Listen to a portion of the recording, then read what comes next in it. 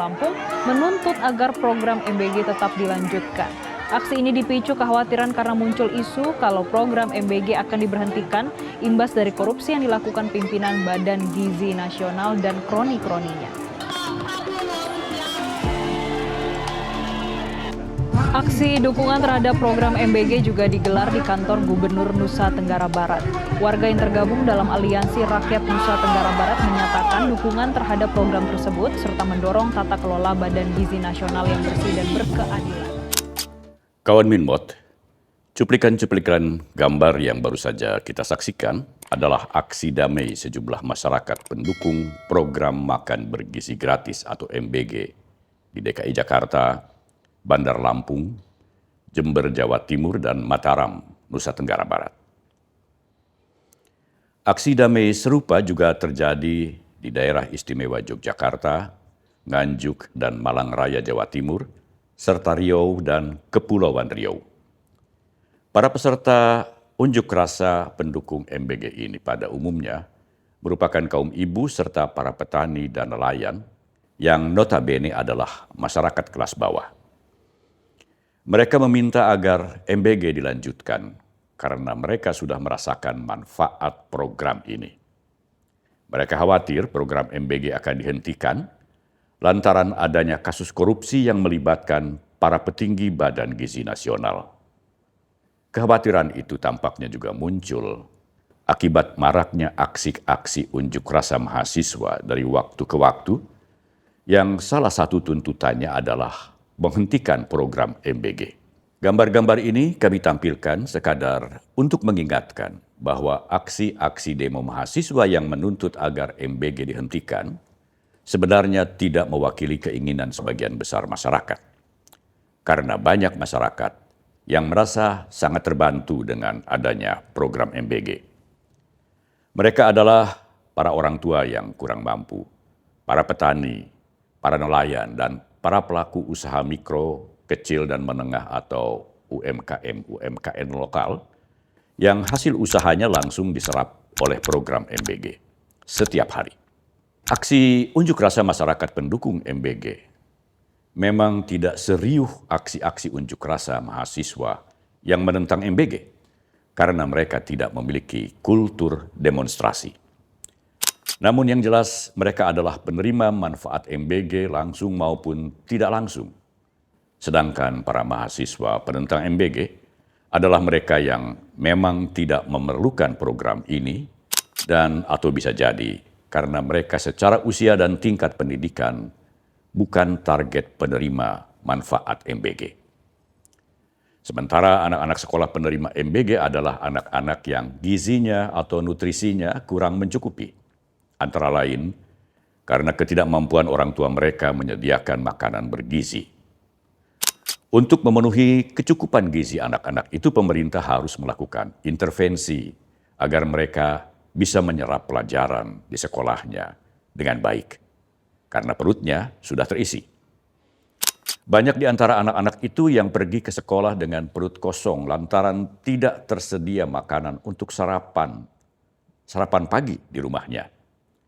Jadi bagaimana mungkin mereka bisa berkonsentrasi penuh mengikuti pelajaran di sekolah bila perutnya keroncongan?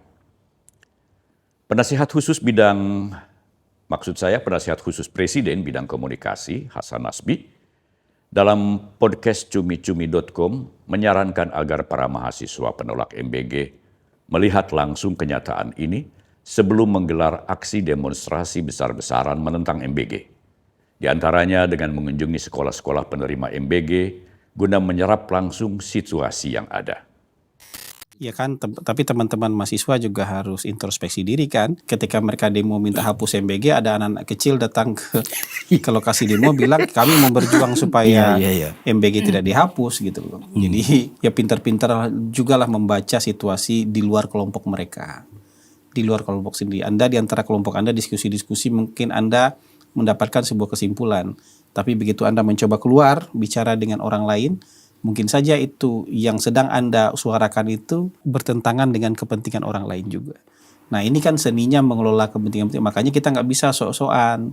Kita nggak bisa merasa kepentingan kita yang paling benar, suara kita yang paling harus didengar, analisis kita yang paling paten. Nggak bisa begitu kan? Coba datang keluar, ngomong. Hari ini yang pengen mencoba menghapus MBG berani bicara kayak gitu nggak di depan sekolah-sekolah penerima manfaat?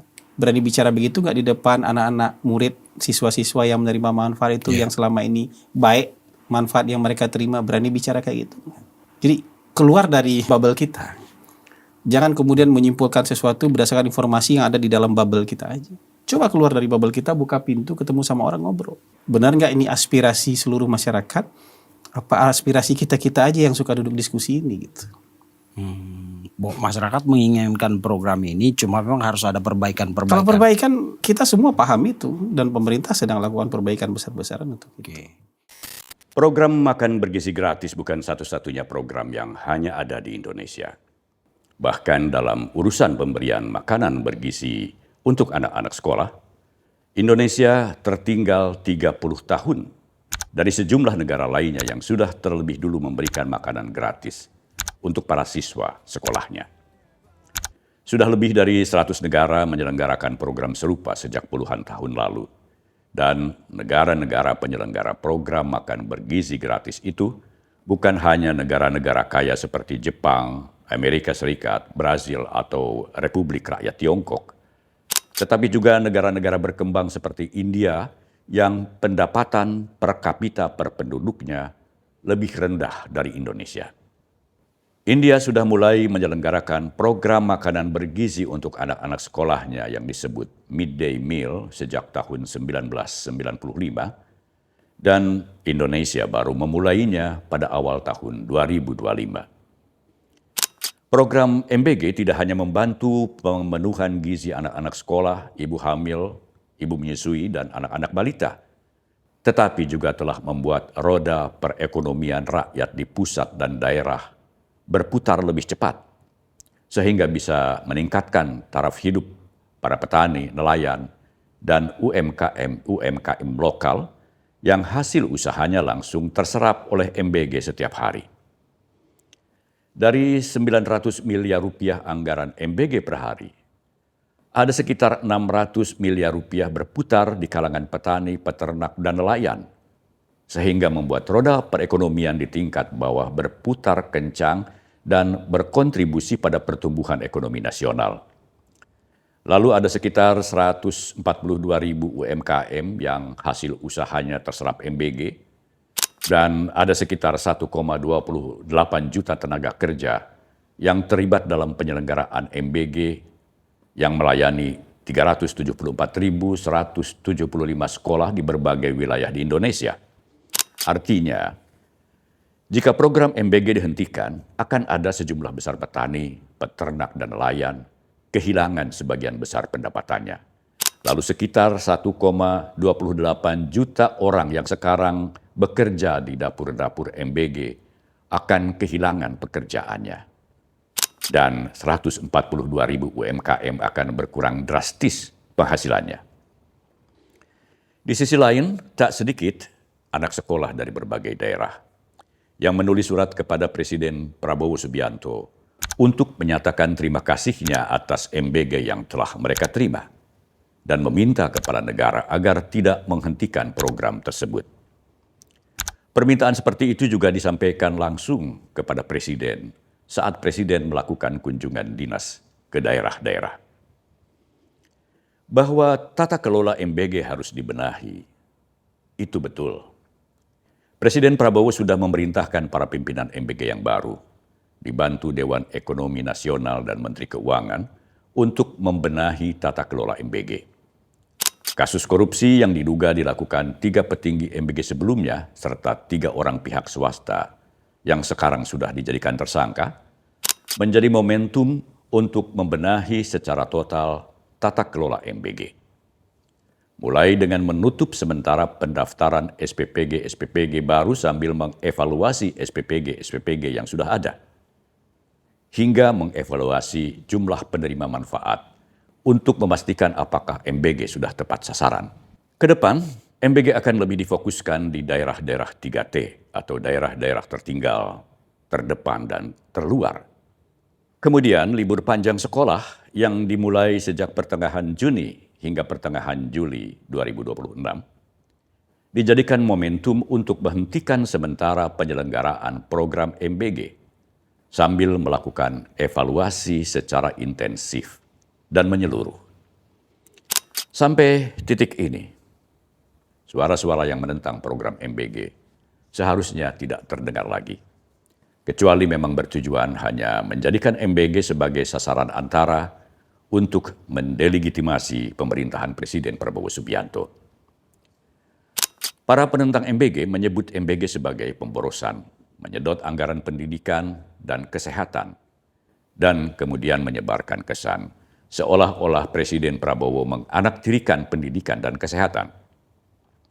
Pihak-pihak yang menyoroti hal ini termasuk sejumlah mahasiswa, tampaknya tidak tahu bahwa Presiden Prabowo melalui Kementerian Pendidikan Nasional dan Kementerian Pekerjaan Umum sudah mulai membangun dan merenovasi ribuan sekolah yang rusak. Targetnya, lebih dari 100.000 sekolah dari berbagai tingkatan diperbaiki dan dilengkapi fasilitasnya hingga akhir tahun ini. Ini merupakan renovasi sekolah terbesar sepanjang sejarah Republik Indonesia. Lalu, ke sekolah-sekolah di seluruh Indonesia, Prabowo mendistribusikan ratusan ribu perangkat interaktif smart board atau papan interaktif untuk meningkatkan literasi digital para siswa. Dan akan ditambah lagi dengan 1 juta panel smart board. Targetnya setiap kelas di setiap sekolah memiliki 1 unit smart board.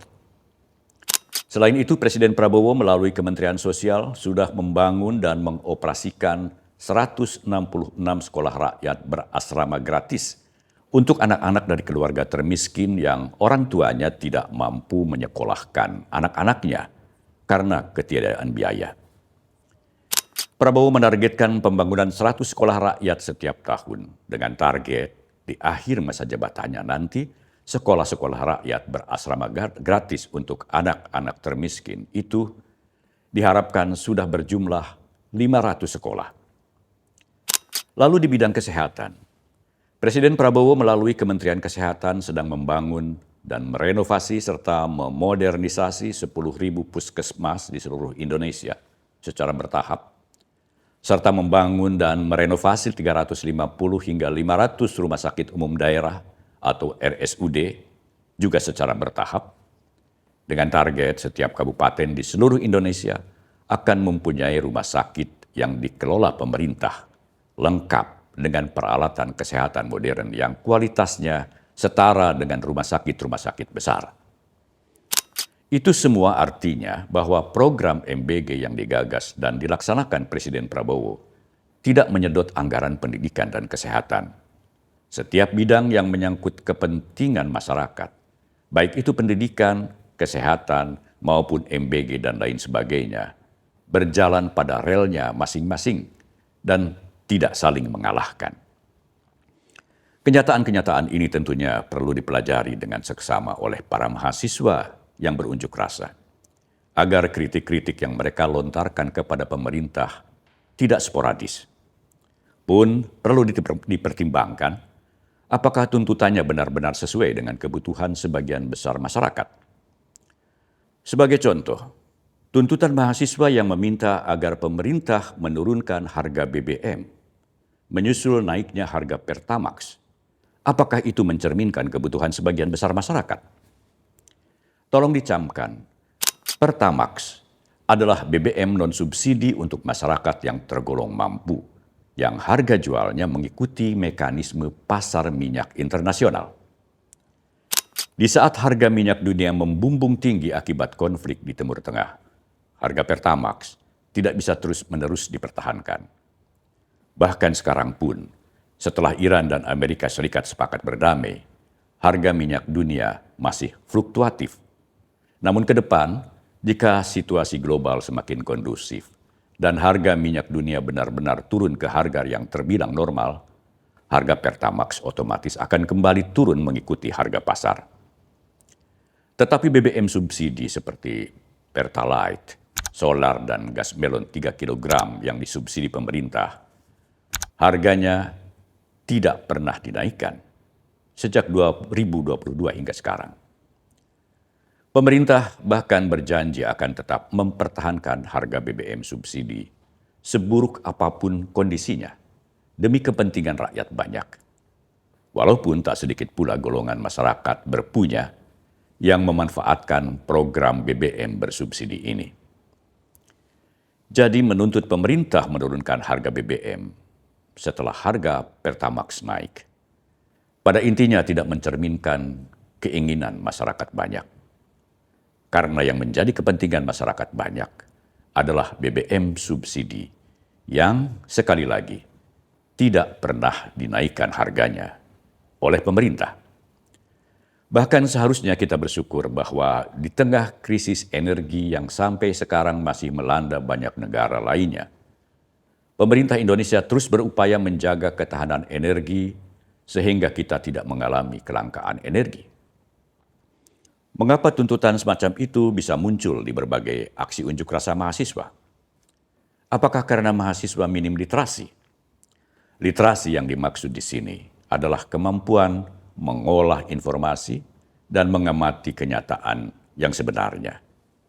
Untuk bisa mengolah informasi, seseorang harus mengumpulkan dulu informasi sebanyak-banyaknya, lalu membandingkannya dengan kenyataan yang ada. Kemudian memilah-milahnya untuk menentukan mana yang benar-benar sesuai dengan keinginan sebagian besar masyarakat. Karena mahasiswa adalah wakil masyarakat secara keseluruhan. Menuntut agar pemerintah menurunkan harga bahan-bahan kebutuhan pokok mungkin relevan karena harga bahan-bahan kebutuhan pokok memang sedang merangkak naik sebagai imbas situasi global. Tetapi menyebarkan isu seolah-olah Indonesia sedang dilanda krisis ekonomi berat seperti tahun 1998 tampaknya tidak sesuai dengan kenyataan. Karena roda perekonomian nasional di segala bidang sampai saat ini masih terus berjalan, bahkan cenderung mengalami peningkatan. Ada sebuah ilustrasi menarik yang dikemukakan penasihat khusus Presiden bidang komunikasi Hasan Nasbi untuk menggambarkan situasi ekonomi pada saat ini, seperti yang disampaikannya dalam podcast Cumi-Cumi berikut ini. Main ke mall nggak kemarin? Nggak usah ke depan. Kemarin main ke mall nggak? Saya kemarin main ke mall nggak dapat parkir. Coba aja, maksudnya ini kan omongan saya nih, coba aja. Weekend, konser-konser ludes nggak? Ini konser BTS orang pada kan nggak buat dapat tiket. Kemarin konser Meteor Garden tuh, gadis-gadis yang dulunya gadis-gadis yang sekarang sudah jadi ibu-ibu itu rebutan nggak buat dapat tiket. Emang mereka mau puasa 2 hari 3 hari buat, misalnya saya puasa deh seminggu deh biar bisa beli tiket itu. Kalau kita mengatakan suasananya sama buat orang yang sudah hidup lebih lama gitu. Kita duduk di meja ini kan merasakan situasi itu. Saya ngerasakan situasi yang sangat berbeda. Kalau dulu nggak ada barang ya nggak ada barang. Dulu tuh atau ada barang kita nggak sanggup beli. Nggak mungkin orang datang konser di tahun 98 itu 97 98 nggak mungkin orang datang ke Indonesia bikin konser tuh nggak mungkin itu. Hari ini itu artis-artis luar datang konser, artinya dia juga tahu bahwa ini orang akan beli. Ada pasarnya. Nanti lah, oh iya masa ekonomi diukur dari orang yang kayak gitu. Oke, sekarang market kita positif nggak? Sudah 6.000 lebih, mungkin 6.300 mungkin hari ini. Sedang on the track menuju kembali ke pemulihan. Investasi asing melalui market juga sudah mulai masuk. Rupiah kita kembali menguat. Itu indikator makronya juga sudah kelihatan. Jadi apakah ini kita rasakan di tahun 98? Wallahu alam. Saya bukan ekonom, saya juga berdasarkan common sense aja. Kalau dulu dari 2.500 jadi 17.000. Berapa kali lipat? Ada orang yang berteori kalau 17.000 kita krisis. Sekarang kita dari 16.000 menuju 17.000. Angkanya mungkin sama-sama 17.000. Tapi titik startnya yang satu dari 2.500 menjadi 17.000, yang sekarang dari 16.000 menjadi 17. Bebannya jauh lebih berat dong. Gitu. Nah sekarang ini aja buat yang sudah usia-usia di atas 40 tahun nilai aja dengan fair. Benar nggak situasinya sama? Atau kita kena persepsi, kena perang opini, atau kita termakan fear mongering. Kita kemakan propaganda orang yang menebar ketakutan. Itulah cuplikan pernyataan Hasan Nasbi di podcast Cumi-Cumi untuk menggambarkan situasi ekonomi saat ini. Untuk lebih lengkapnya silakan saja Anda langsung melihat isi podcast tersebut secara utuh di akun YouTube cumi-cumi.com. Dari pernyataan Hasan Nasbi tersebut terdapat pelajaran bagi masyarakat, termasuk mahasiswa, untuk melihat secara komprehensif situasi ekonomi sekarang dan membandingkannya dengan situasi ekonomi pada 1998. Sebelum menyerukan aksi reformasi jilid 2 yang mengesankan seolah-olah perekonomian Indonesia sedang ambruk seperti 1998. Kepala Badan Komunikasi Pemerintah Muhammad Kodari mengatakan, jika yang dimaksudkan dengan reformasi jilid 2 adalah reformasi ekonomi, maka Presiden Prabowo Subianto saat ini sebenarnya sedang melakukan reformasi demokrasi ekonomi secara besar-besaran sebagai bagian dari transformasi bangsa secara keseluruhan.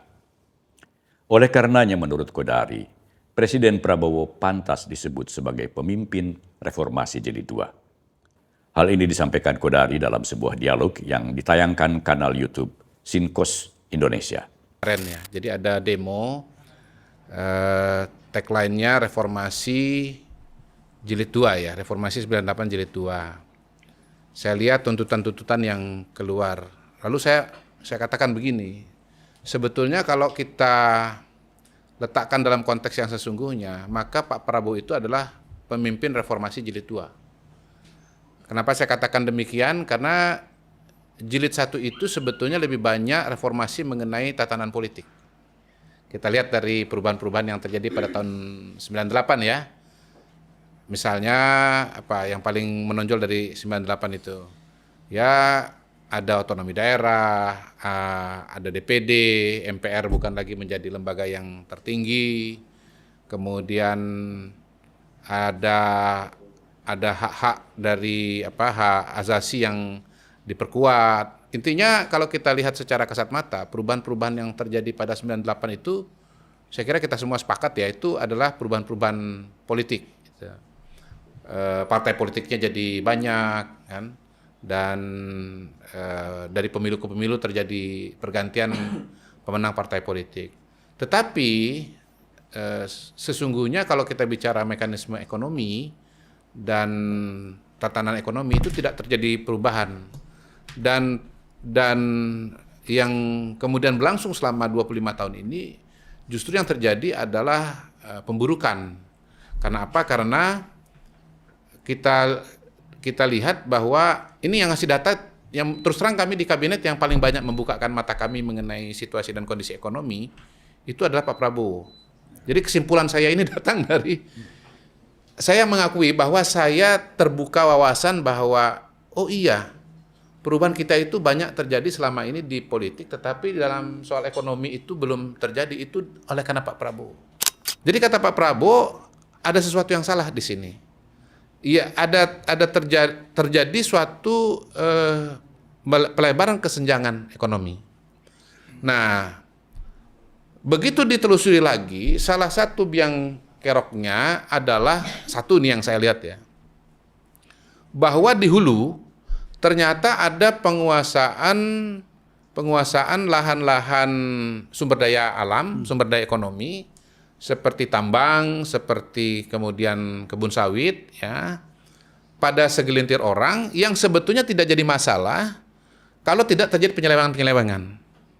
Nah, penyelewengan yang pertama yang dibukakan oleh Bapak Presiden, dan terus terang saya juga tercengang, adalah bagaimana cukup banyak lahan itu ternyata statusnya ilegal. Yang begitu dikumpulkan oleh Satgas PKH, jumlahnya sekarang sekitar 6 juta hektar. Itu betul-betul di luar bayangan saya, Bang Faisal. Karena 6 juta hektar itu artinya separuh Pulau Jawa. Kalau saya nggak salah, nanti tolong dicek ya. Nah, 6 kali lipat, bahkan lebih, mungkin 12 kali lipat dari Pulau Bali. Karena Bali itu sekitar 500.000 hektar kalau saya nggak salah ya. Itu ya angka yang besar sekali gitu loh. Besar sekali, nggak terbayang selama ini. Nah, yang membuka itu semua adalah Pak Prabowo. Jadi yang melakukan reformasi di bidang ekonomi dalam sektor sumber daya alam, itu namanya Prabowo Subianto. Selain penyitaan jutaan hektar kawasan hutan yang sebelumnya dikuasai segelintir orang secara ilegal, reformasi ekonomi yang dilakukan Prabowo juga menyangkut kebijakan ekspor komoditas sumber daya alam untuk mengembalikan penerimaan negara yang sebagian besar hilang akibat praktik under invoicing, undercounting, dan transfer pricing yang dilakukan oleh sebagian pengusaha yang bergerak di sektor tersebut. Mereka menyembunyikan uang hasil kecurangannya di luar negeri. Kerugian negara yang diakibatkannya selama 34 tahun mencapai 15.000 triliun rupiah yang setara dengan 4 kali lipat APBN. Guna mencegah terjadinya lagi praktek under invoicing, undercounting, dan transfer pricing yang sangat merugikan negara, pemerintah mengeluarkan kebijakan ekspor satu pintu agar uang hasil ekspor sawit, batu bara, dan paduan besi bisa masuk secara utuh ke kas negara untuk membiayai program-program pembangunan pro rakyat. Hukum juga ditegakkan. Para pengusaha yang semula menguasai kawasan hutan untuk perkebunan sawit dan pertambangan ilegal ditindak dengan kewajiban membayar denda administratif pengganti kerugian negara yang jumlahnya mencapai ratusan triliun rupiah. Sudah berkali-kali Kejaksaan Agung mengeksekusi pelaksanaan denda administratif itu dan kabarnya masih akan ada lagi tindakan berikutnya. Hal-hal seperti itulah yang perlu dipelajari secara mendalam oleh para mahasiswa, termasuk mengenai begitu besarnya kepercayaan sejumlah negara luar terhadap pemerintah, sehingga mereka berani menanamkan investasinya di Indonesia. Ditambah lagi dengan pertumbuhan ekonomi nasional yang selalu meningkat setiap tahun di atas 5%, yang menandakan fundamental ekonomi Indonesia masih kuat. Dengan kata lain, di negeri kita sekarang ini tidak sedang terjadi krisis ekonomi seperti 1998. Pertumbuhan ekonomi justru sedang tumbuh dengan baik. Melontarkan isu bahwa seolah-olah ekonomi Indonesia sedang bangkrut, sama saja dengan menakut-nakuti masyarakat sehingga membuat masyarakat tidak tenang. Hal yang seharusnya tidak dilakukan oleh para mahasiswa calon pemimpin bangsa dengan melontarkan isu-isu yang tidak sesuai dengan data dan kenyataan sebenarnya hanya akan membuat mahasiswa dinilai minim literasi. Yang lebih memprihatinkan lagi sebenarnya adalah perilaku mahasiswa ketika berunjuk rasa. Tak jarang kita dengar kata-kata tidak sopan yang dilontarkan para pendemo. Kata-kata yang tidak mencerminkan kesantunan bangsa Indonesia dan bisa menjadi contoh buruk bagi adik-adiknya yang masih duduk di bangku sekolah. Pihak-pihak yang berwenang di bidang pendidikan tampaknya harus menggalakkan lagi pelajaran budi pekerti di sekolah-sekolah agar generasi muda tahu sopan santun. Dan yang lebih penting lagi adalah saling menghargai kebebasan berpendapat yang dijamin undang-undang dan tidak dibatasi oleh pemerintah. Para mahasiswa yang selalu menuntut agar pendapatnya dihormati sebaiknya juga menghormati pendapat orang lain, bukan dengan mengusir pejabat pemerintah yang hendak memberikan penjelasan di kampus yang seharusnya menghormati kebebasan mimbar. Mengapa tidak didengar dulu penjelasan para pejabat itu, lalu didebat dan beradu argumen dengan cara-cara yang pantas? Namun patut pula dihargai ketika sejumlah mahasiswa bersedia berdialog dengan pimpinan Dewan Perwakilan Rakyat dan mau mendengarkan saran-saran yang dikemukakan para wakil rakyat tersebut. Suasana seperti itu perlu dibangun dan dijadikan kebiasaan sehingga aksi-aksi unjuk rasa bisa berlangsung damai dan tidak mengganggu ketertiban masyarakat. Jangan terjadi lagi kasus bentrokan antara mahasiswa dengan para pengemudi ojol dan warga masyarakat seperti yang terjadi di Makassar bulan April lalu, karena mahasiswa memblokade jalan hingga malam hari, sehingga menimbulkan kemacetan parah dan membuat para pengemudi ojol yang sedang mencari nafkah jadi terhambat.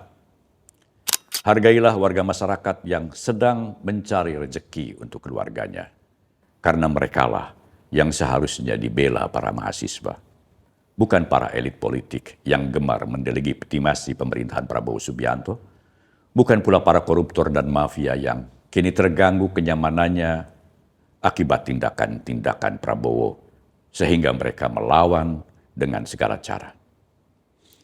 Sampai di sini dulu kawan Minmot. Terima kasih untuk Anda yang tetap setia menjadi subscriber kami dan Anda yang baru mensubscribe kanal kami.